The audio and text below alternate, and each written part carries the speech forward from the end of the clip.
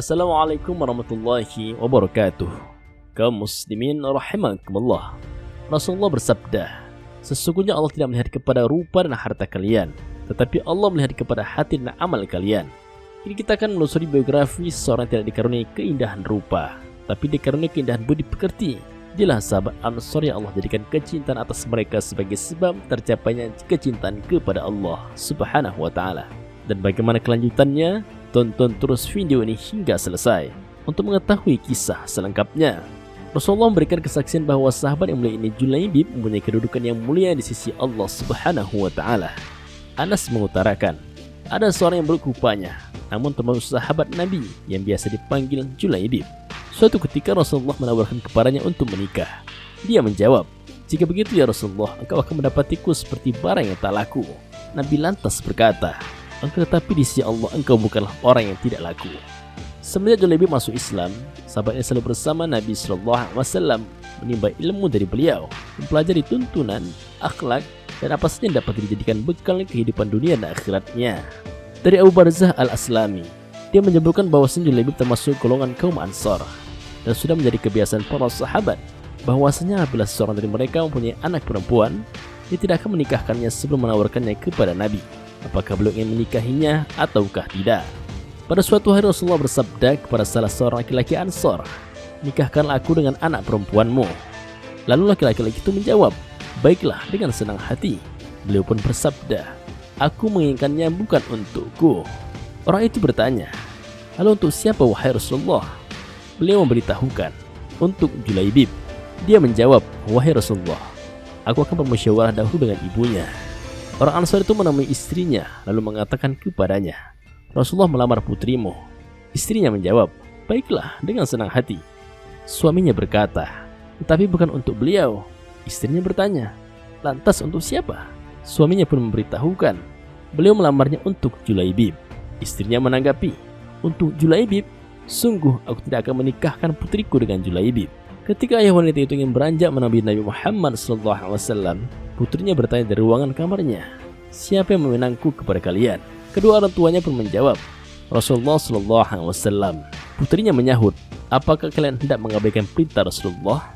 Bawalah aku kepada Rasulullah, karena beliau tidak akan menyengsarakan aku. Ayah pun datang kepada Rasulullah dan berkata, engkau boleh mengambilnya. Lalu Rasulullah menikahkannya dengan Julaibib. Ishaq bin Abdullah bin Abu Talha berkata kepada Sabit, tahukah kamu doa yang Rasulullah panjatkan untuk wanita tersebut? Sabit bertanya, apa yang beliau panjatkan untuknya? Ishaq menjawab, beliau berdoa, ya Allah, limpahkanlah kebaikan kepadanya dan janganlah engkau jadikan hidupnya penuh kesengsaraan. Sabit menceritakan, sudah itu Nabi menikahkannya dengan Julaibib. Maka benarlah doa Nabi SAW. Tak lama kemudian Allah karuniakan jalan keluar baginya. Kebersamaan di dunia ternyata tidak ditakdirkan terlalu lama. Meski di dunia sang istri soleha dan bertakwa, tapi bidadari telah terlampau lama merindukannya di surga. Julaibib lebih pantas menghuni surga daripada dunia yang tidak bersahabat padanya. Tidak lama kemudian jihad memanggil hatinya untuk turut bersama Rasulullah. Ia pun syahid di medan perang. Rasulullah begitu kehilangannya. Pada akhir pertempuran, Nabi SAW bertanya, apakah kalian kehilangan seseorang? Mereka memberitahukan, kami kehilangan fulan dan fulan. Beliau bertanya lagi, apakah kalian kehilangan seseorang yang lain? Mereka menjawab, kami juga kehilangan fulan dan fulan. Kemudian beliau bertanya lagi, apakah kalian kehilangan seseorang lainnya? Mereka menjawab, tidak. Lalu Rasulullah SAW bersabda, sungguh aku kehilangan Julaibib. Carilah dia di antara mereka yang terbunuh. Para sahabat mencarinya, kemudian menemukan jasad Julaibib di antara 7 musuhnya yang berhasil dia bunuh sebelum mereka membunuhnya. Maka Rasulullah bersabda, dia adalah bagian dariku dan aku bagian darinya. Setelah itu Rasulullah meletakkan jasad Julaibib di atas kedua lengannya, sementara para sahabat menggalikan kubur untuknya. Pada saat itu Julaibib tidak diletakkan di atas tempat pembaringan jenazah, melainkan di atas kedua lengan Rasulullah sebelum beliau meletakkannya di dalam kuburnya. Dalam riwayat Al-Bazzar, seakan-akan istri Julaibib telah melepaskan belenggu yang mengikat kedua orang tuanya. Semua ini merupakan buah dari ketundukan dan ketaatan. Adapun Julaibib, maka Allah menolak kecuali menganugerahkan kepadanya mati syahid di jalannya, untuk kemudian dinikahkan dengan bidadari. Sebab begitu ia mendengar seruan jihad, wahai para penunggang kuda Allah, naikilah kudamu.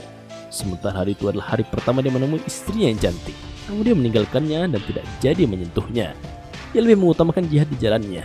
Maka dia meraih mati syahid untuk kemudian Allah menikahkannya dengan bidadari di surga yang keindahannya tidak pernah dilihat oleh mata, tidak pernah terdengar oleh telinga, ataupun terlintas dalam hati manusia manapun.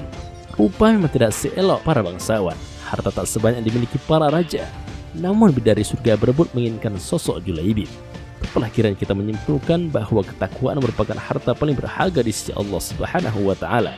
Sebab kekayaan, rupa maupun kedudukan di dunia akan lenyap begitu ajal datang menghampiri pemiliknya. Wallahu a'lam bishawab. Wassalamualaikum warahmatullahi wabarakatuh.